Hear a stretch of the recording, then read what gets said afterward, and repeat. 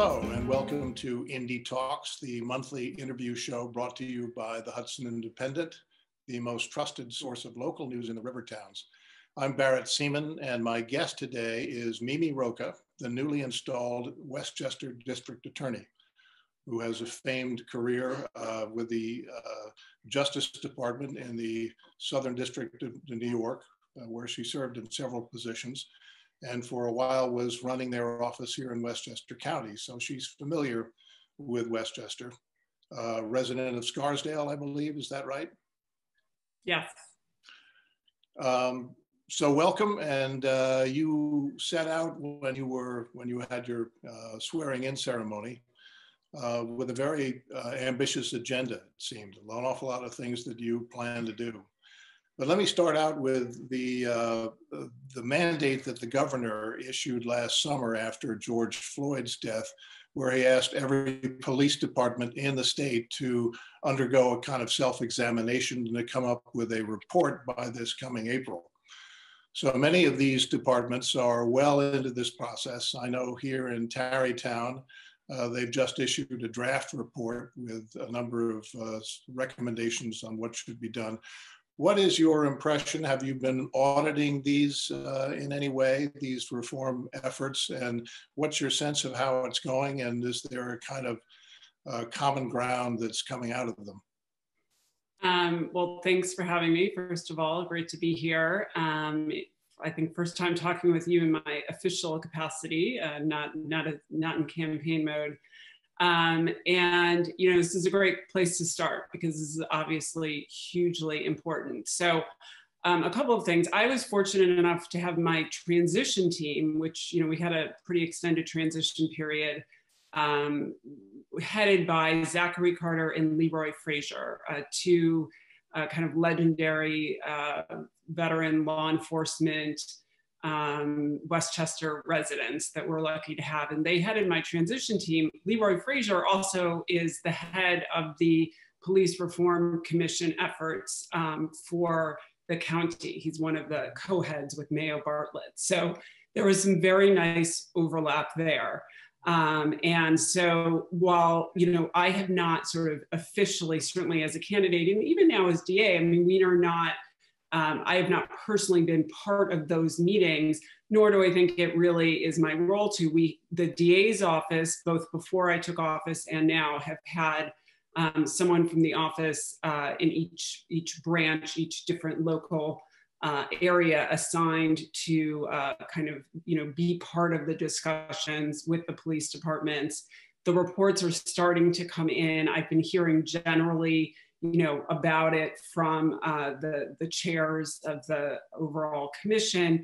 And I view our role as something that we will look at the recommendations when they come in. And, you know, I fully expect, given the people that I know that have been involved in doing this and the process and the time and the energy that's gone into this, that we will wholeheartedly embrace many, if not all, of the recommendations. And what I hope is that it can be very much of a joint process at the end. You know, I think the more that we have different actors involved in the criminal justice system signing on to this, from the police to all the way to defense attorneys and everything in between, we will have, you know, it will be a more realistic and effective implementation of whatever comes out of the commission.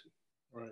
So of the things that you have heard or read about so far, are there some major themes that seem to be emerging from the reports that you know of?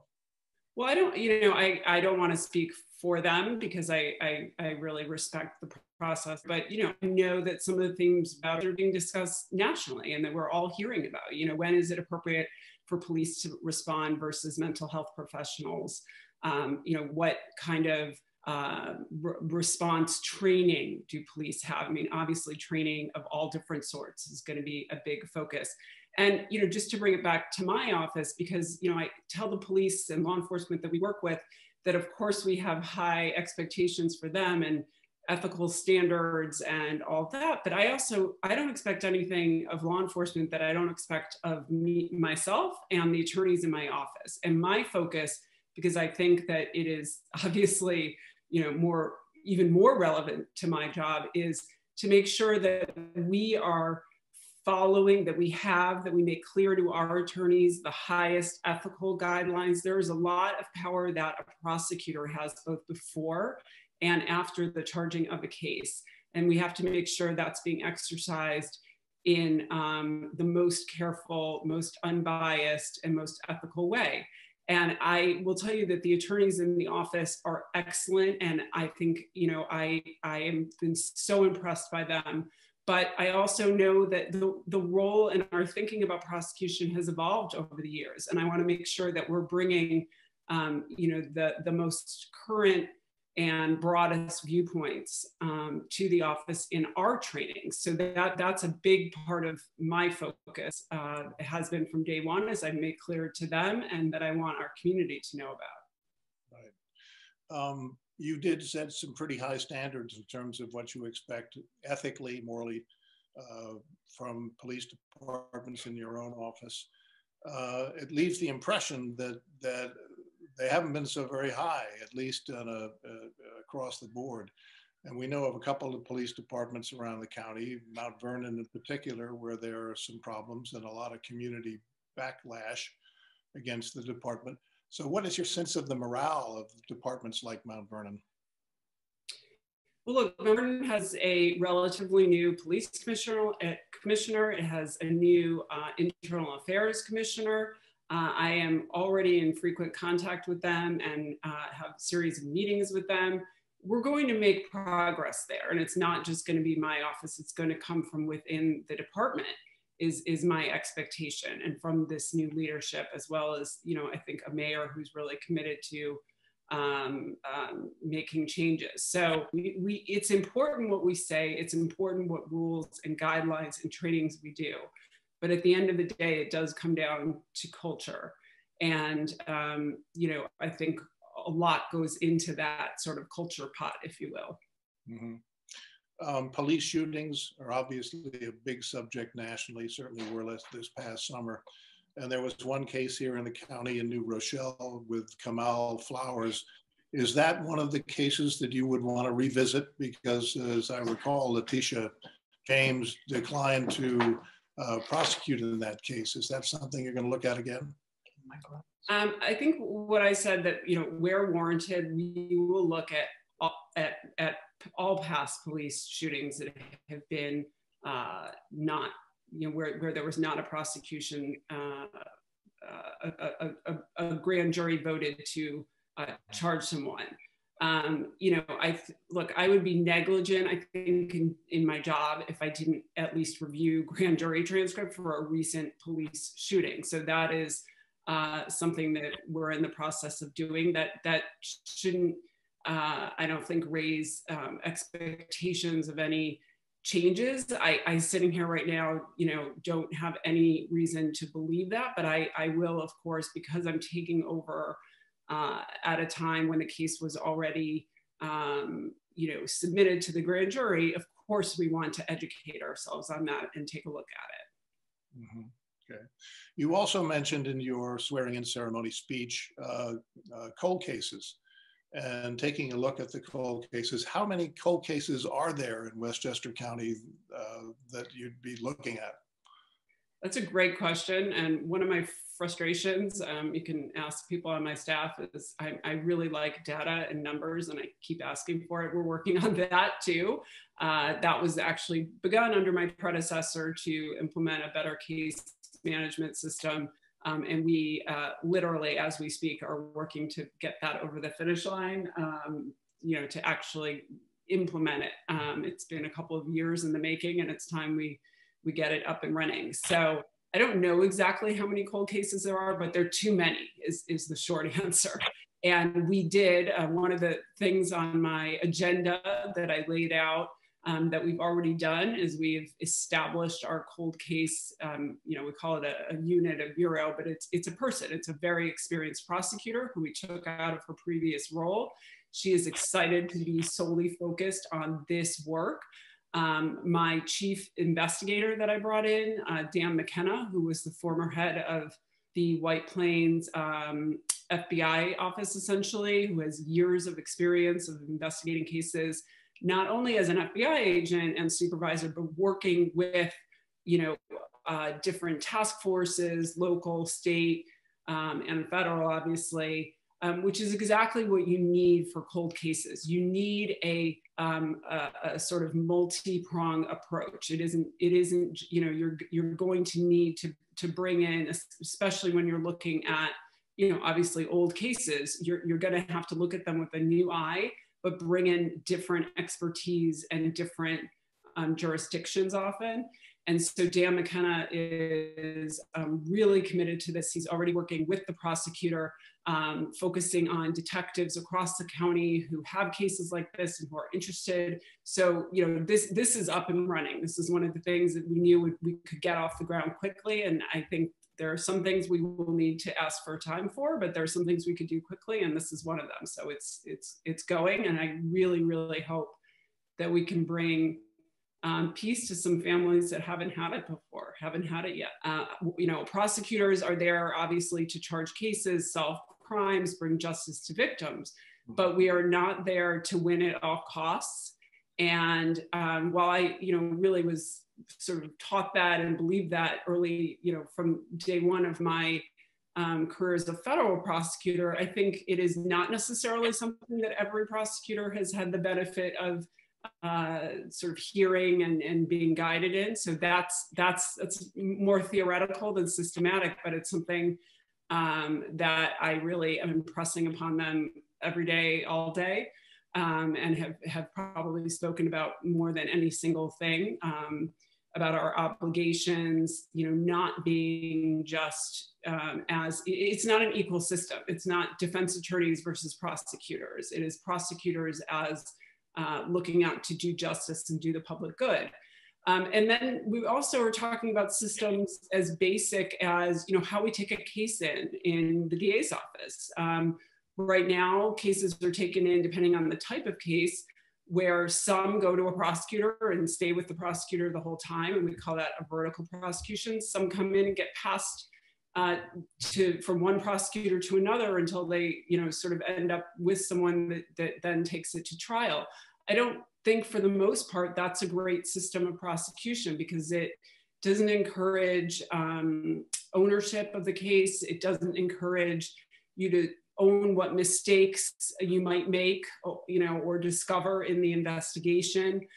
So it's not very efficient, and it also, I think, goes against what I was just talking about in terms of prosecutors having this broader responsibility. So that's something that we are working. We are working on restructuring the office in ways that would probably be very boring and tedious to people on the outside. So I won't go through all of them, but they are all with an eye towards making the office more efficient, more diverse in the management of the office, and making sure that each prosecutor really from day one has ownership and feels ownership of their cases, which will allow for greater accountability, and then also working with law enforcement from an earlier point in many of the cases. So not just the police investigate and bring us the case and we charge it, which is a very traditional, old school kind of model of prosecutors.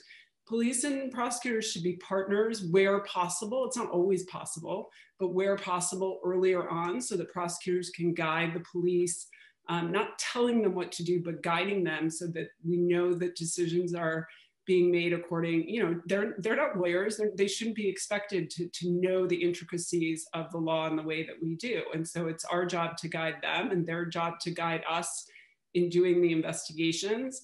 And, I, for example, would like to come to a place in our system where police are not having to write charging instruments. That doesn't happen in many other jurisdictions. It's been happening here in Westchester, again, because of the nature of our setup. And that's something that, I would like to see change. I don't think we should be putting that on police officers to do. I think that's a lawyer's responsibility, and we should be doing it with them. Exactly. Meaning like drafting a complaint, or in some cases, search warrants. I mean, these are functions that in other counties, other jurisdictions, you know, prosecutors do. I mean, it's certainly what I'm used to as a federal prosecutor, but even comparing it to other district attorney offices, it doesn't happen in every case here, but there still are certain cases where the police officers are the ones drafting complaints, doing search warrants. And I think we need to try to get away from that. Not because I don't trust the police, but because I think overall, we need to make sure that we're not asking the police to do more than what they should be doing. And I don't, you know, just as we talked earlier about mental health professionals responding instead of police, why are we asking the police to draft legal documents? Yeah, let me pursue that a little bit, because one of the recommendations coming out of the Tarrytown draft reform report is bringing on someone they call a community responder, who would be somebody trained in psychological work, but not necessarily police work, and somebody who would go instead of a police officer to in instances where, you know, whether it's a domestic abuse thing or some situation that's more mental than somebody just pulling a gun. But the problem seems to be, how do you pay for that? Is it, would the village of Tarrytown, with its 11,000 some odd people, be able to afford having a full-time person who is going to go out on these calls, and how would you bring them in? Perhaps this is something that could be done at the county level and shared by communities. Am I getting too much into the weeds here on how this might work? Or? I'm learning quickly about the funding of resources and new resources that we want for our office to help improve how we serve the community, like a full-time Spanish interpreter. I mean, that seems like something that should very obviously be in a DA's office in Westchester. And yet, you know, we are sort of, we are looking hard to make sure, where do we have the funding for this line right now, and things like that. So I can't begin to say that I know how individual police departments would pay for it, but look, I think that you know, the county executive, I imagine, will be receptive to ideas of things where the expense can be shared countywide. I would hope. Mm-hmm, mm-hmm. Getting back to how your office interfaces with local police, there was a case recently in Sleepy Hollow where a whole bunch of very nasty, racist, anti-Semitic signs were posted, plastered on the back of street signs all over the village. The mayor mentioned that he was working with your office on this thing. So how would that relationship work in investigating a crime like that? So, I mean, in my 9 official days on the job, though obviously I was working on this a lot before I even got into office, have spent a lot of time on the investigation you're referring to and investigations like that. I mean, you'd have to have your head in the sand right now to not know that, you know, incidents like this are on the rise, and that they're also more concerning than ever to the public, that you know, while we have to respect free speech and everyone's First Amendment rights, there is a dangerous line between those kinds of statements and incidents and violent action, as you know, as we saw. So law enforcement, I think, has always taken these seriously, but they are taking them even more seriously. We're all in a heightened response mode, as we should be. And so this is something, I mean, I literally have spoken to individual police chiefs, you know, about different incidents that are occurring. We did put out with the Police Chiefs Association on, I think it was Monday. I had put out a statement myself last week, and then on Monday, put out a statement with the Westchester County Police Chiefs Association, you know, which all 42 police departments are members of, including the county police. And that statement basically said, you know, we are unified and working we are speaking out against and working to prevent violence and hate in our community. It was such a simple, short statement, but the response from the community has been very positive for exactly the right reasons. I mean, the public needs to hear this from us. And I don't just mean me, they need to hear from the police right now, from law enforcement. And I've said that to law enforcement, and they have been very receptive to it. I think we are very lucky in this county with certainly the leadership that we have, who understand the fear, understand the concern. And so I think one of my goals, and I literally was just talking about this with people in my office, is we need to investigate these, I keep calling them incidents, because some of them will be chargeable crimes. A lot of them will not. That is just the reality of this kind of conduct. So we in law enforcement need to do a better job of finding ways to follow through when there's not a chargeable crime, but it's something that really makes people in the community feel unsafe, because that is part of our job, is not just to charge crimes, but to make sure that people feel safe in their own communities. That's the worst feeling you can have. You know, I know this as someone who's been the victim of a home invasion, and I often liken these type of things to that. You know, not feeling safe in your own home, not feeling safe in your own community is really one of the worst, most unsettling feelings. So we need to work on that. And the response I've gotten from law enforcement, from police chiefs across the county has been excellent and remarkable. And I feel really lucky to have these partners. So that's something we're working on. We're going to have a hate crimes coordinator in our office. We're working on identifying who that person will be. We're going to have a more streamlined protocol for reporting these kind of cases from the departments across the county, and a better response when we cannot charge a crime, right? Those are the ones that I'm actually, the ones where we can charge crimes, they will be troubling, and we will do them, and we will devote all of our resources that we can to them. But the ones where we can't are the ones that are actually harder to figure out what to do with. And that's what I'm really committed to doing. That's where our Westchester Intelligence Center, which has been part of the DA's office since I think 2004 or 5. But it's been a little dormant. We are rejuvenating it. I appointed as the head of the WIC, as we call it, someone who's a longtime prosecutor from the office. Traditionally, it's been headed by a former law enforcement, like former FBI.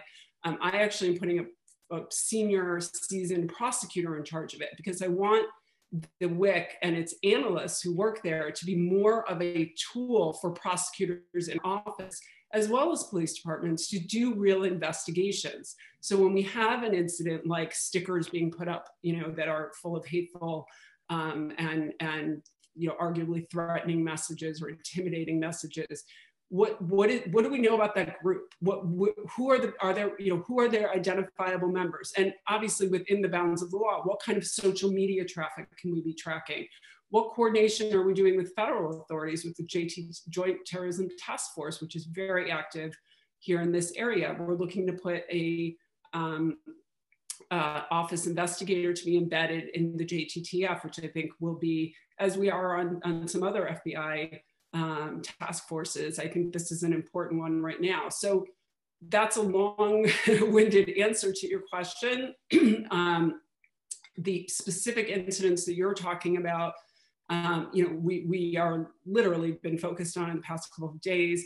Actually hope to have a statement out soon about that with some of the local law enforcement, specifically for that reason, to let people know that we are focused on it. After the January 6th insurrection in Washington, and then the threats that have been made about possible recurrences of that all over the country, there was a call, I think, coming out from the FBI for all law enforcement people to look into groups that might be involved in some of these things.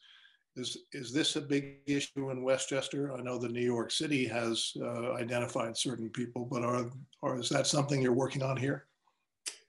I cannot tell you that I personally have heard about people, if what you're asking, people from Westchester who were involved in that. That doesn't mean that there weren't. I just want to be clear, that I'm speaking of my own personal knowledge at the moment. But I think I personally have made clear, and we as an office, and I think our law enforcement, both county, state, and federal, have made clear that, we are very much on alert for that, and would take any indication, even indication of it, very seriously and investigate it. Last summer, when a lot of the Black Lives Matter protests were going on, there was in Tarrytown a counter sort of Back the Blue rally that was scheduled in Patriots Park. And that drew a kind of counter response from the Black Lives Matter supporters. And you had in this one relatively small park, two pretty large groups. And the police separated them by putting up barricades and having them work within areas that were completely separated and with the police kind of in the middle. The police looked very uncomfortable in this situation, and I certainly understood that would be the case. They're caught between a rock and a hard place. Is this something that you found or saw in the course of the summer? You were running for the job at that point, obviously, and concentrating on your campaign. But this sense that the police are feeling beleaguered kind of from one side, and on the other side, not terribly happy about being supported by some of the folks that were supporting them. Yeah, I mean, look, I think at the end of the day, I mean, this will sound a little bit, naive. I recognize that, but I do think that one of the things that last week's insurrection highlighted is, this isn't about, protecting one particular group or the other. This is about fighting back in legal means, right. Charging crimes, investigating where appropriate, about real. It goes beyond hate. I mean, hate is not a crime, but bias motivated conduct.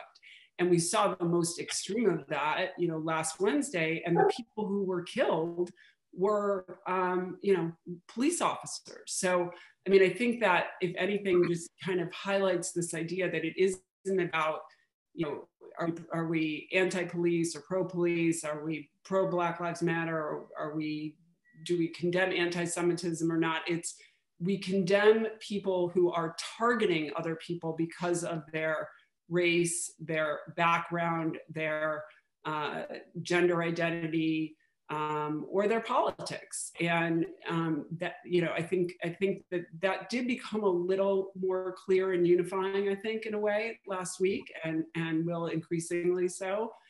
I mean, my best memory, if you will, from the campaign, and I went to so many different rallies, but the one that really brought tears to my eyes, literally, was the one that was, law enforcement and the community that I helped organize with the Guardians. And there were police chiefs from across the county who showed up in to that rally to say, we stand against what happened to George Floyd, to the murder of George Floyd, and that kind of conduct.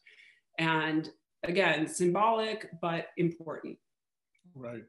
We're running out of time here. I wanted to slip in one question about your statement about immigrants and your interest in pursuing cases, talking about wage theft is one thing. What do you see that as a fairly major problem here in the county? Just from talking with people in different unions and from different sectors of the workforce, yes, I think it is a bigger problem than it has gotten attention and resources from law enforcement, and it's something I definitely want to address. So it's yet another area that we're looking at, having a prosecutor in the office who is trained in that, first of all, and focused on it. And we've already gotten people reporting cases like that to us. Really? Okay, well, this has been terrific. I would like to come back to you after you've had a little more time on the job, and maybe have some things to report in. Yep. But it's great, and we wish you the best of Thank luck. you. Thanks, Barrett. Great to see you. Nice to see you. Take care. All right, take care. Bye.